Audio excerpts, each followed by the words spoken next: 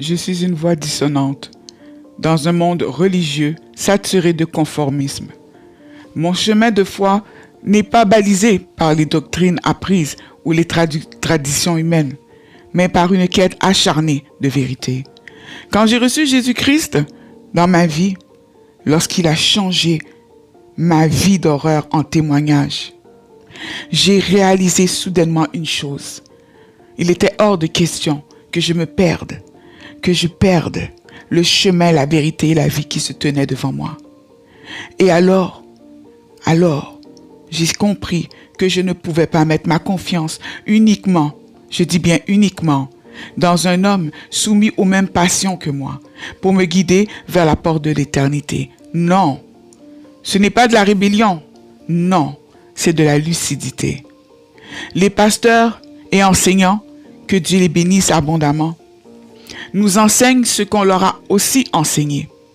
Mais si l'enseignement qu'ils reçoivent est lui-même erroné ou incomplet, que transmettent-ils au peuple de Dieu?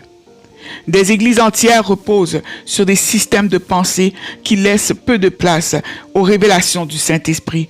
Et pourtant, la Bible dit de façon explicite, le Saint-Esprit est celui qui nous conduit dans toute la vérité. Jean 16, verset 13. Le danger est réel. Dans Actes 20, verset 29-30, Paul nous met en garde contre les loups ravisseurs qui entrent dans les églises. Il ne parle pas ici de non-croyants, de païens. Non, il parle d'hommes, il parle de femmes qui viendront de l'intérieur et qui nous enseigneront des choses pernicieuses. Ces loups sont déjà dans la bergerie.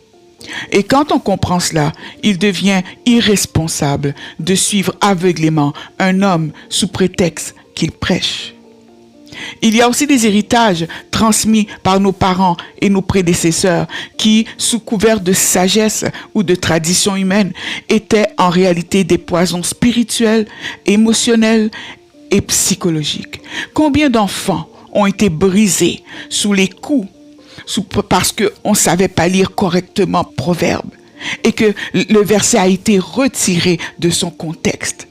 Nos enfants ne sont pas des animaux. Et ce n'est pas ce que le Seigneur voulait dire. Mais pendant longtemps, on les battait. Nous avons pris la violence comme un outil d'éducation alors qu'elle a souvent produit la peur, la haine, le silence. Il ne s'agit pas ici de nier l'importance de l'autorité, mais de réconcilier fermeté et justice avec la compassion et l'amour. Ce que nous avons appelé tradition était autrefois une chaîne de souffrance transmise de génération en génération. La femme devait enfanter parce que on devait se multiplier et remplir la terre, n'est-ce pas? Mais combien de mères sont mortes après 7, 8 grossesses?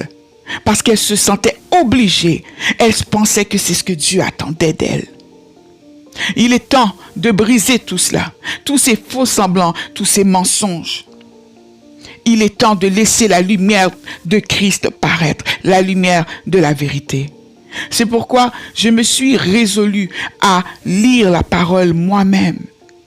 Et mes yeux se sont ouverts. Le Saint-Esprit m'a appris à discerner, à comparer, à questionner, à creuser, à jeûner, à croire en l'impossibilité, à croire en l'invisible. Oui, j'y crois. J'ai commencé à entendre cette voix qui venait pas de moi, mais qui venait d'en haut. Cette voix qui me guidait toujours vers la vérité. Je n'étais jamais trompé par ses conseils. Je n'ai pas eu peur et je n'ai toujours pas peur de marcher à contre-courant. Car Osée 4, verset 6 est clair. Mon peuple périt faute de connaissance. Ce verset n'est pas un slogan. C'est l'écho d'une condamnation éternelle et elle repose sur chacun d'entre nous. Le jour du jugement, nous serons seuls devant le trône. Romains 14, verset 12 confirme que chacun rendra compte pour lui-même.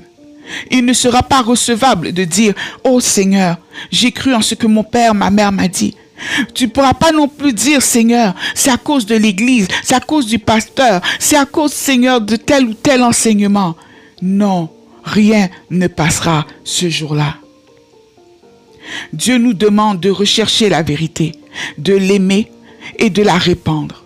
Imaginez le drame si nous venions à découvrir au retour de Christ que 95% des églises de la terre n'avaient pas compris le message de Christ de la bonne manière. Est-ce que cela nous exempterait de notre propre responsabilité? Dans cette recherche de vérité, j'ai aussi rencontré des écrits rejetés, ignorés ou déclarés non canoniques, comme le livre d'Enoch. Pourtant, Jude 1, verset 14-15 cite directement ce livre. Cela ne signifie pas que tout ce qu'il contient est inspiré, mais que les apports méritent d'être considérés, parce qu'il nous donnerait une vision plus approfondie et plus enrichie du Dieu d'éternité. Il offre une perspective ancienne et profonde sur des sujets souvent passés sous silence, bâillonnés par l'autorité humaine. Certains passages bibliques trop dérangeants ont volontairement été mis de côté sous prétexte qu'ils n'étaient pas inspirés. Mais leurs intentions, eux, étaient-ils inspirés lors du concile de Nicée?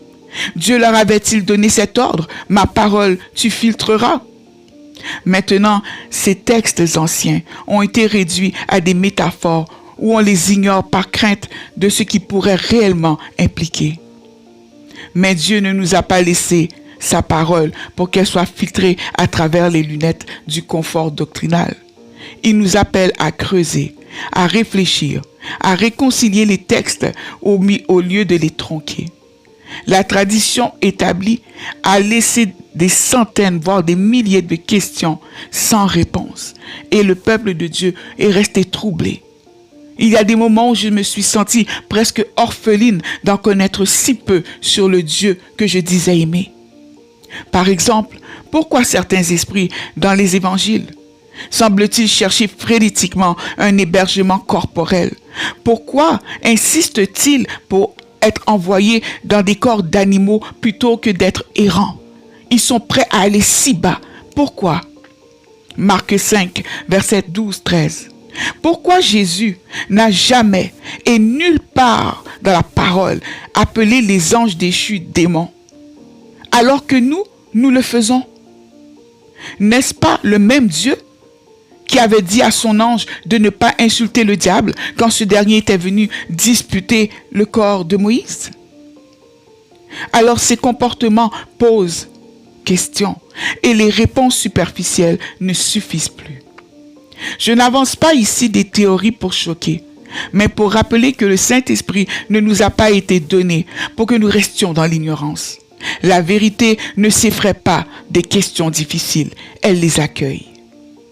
La confusion doctrinale actuelle est le fruit de cette peur. La peur de se tromper, la peur d'être seul, la peur de contester l'autorité, la peur de blasphémer contre le Saint-Esprit. Mais Dieu ne nous a pas donné un esprit de timidité. 2 Timothée 1, verset 7. Il nous appelle à grandir, à discerner, à devenir mature. Éphésiens 4, verset 14. Ce message que je vous porte est l'écho d'un appel lointain, non pas à la rébellion, mais à la responsabilisation. Non pas à rejeter toute autorité, mais à juger toute chose à la lumière de la parole de la vérité. Non pas à croire tout ce qui est ancien, mais à réexaminer ce qui a été oublié et caché afin de nous en tenir loin. Mon but, ce n'est pas que vous soyez en accord avec moi. Mon but est que vous ayez tous les éléments qu'il vous faut pour faire un choix éclairé du chemin que vous prendrez et que vous devrez devant Dieu un jour assumer. Que le Saint-Esprit nous guide dans cette quête, qu'il ouvre nos yeux. Comme il a ouvert les miens, il ouvrira les vôtres et il ouvrira encore plus grand les miens parce qu'on n'a jamais fini d'apprendre. Mais sachez-le, la vérité libère et seul celui qui cherche trouve. Ce n'est que le début. Shalom.